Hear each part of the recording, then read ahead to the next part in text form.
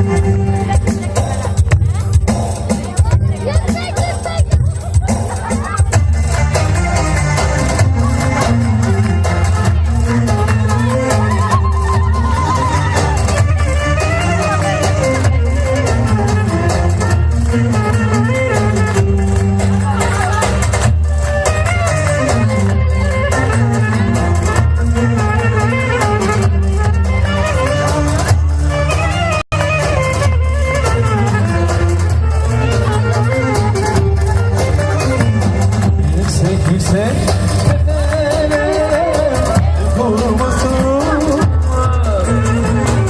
yüksek tepelere kurmasın,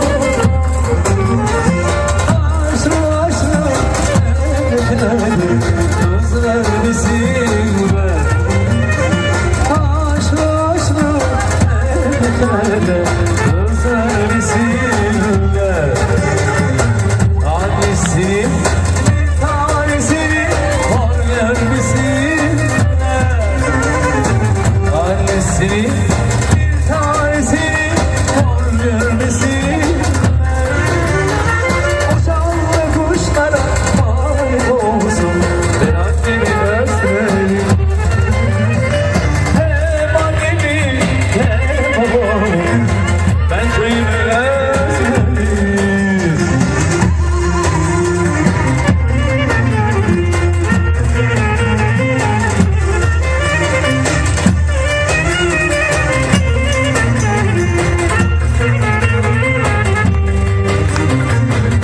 Babamın bir hatırsa bir sene gelse, babamın bir hatırsa bir sene gelse, annemin yerleşim olsa açsa da gelse, annemin yerleşim olsa açsa da gelse.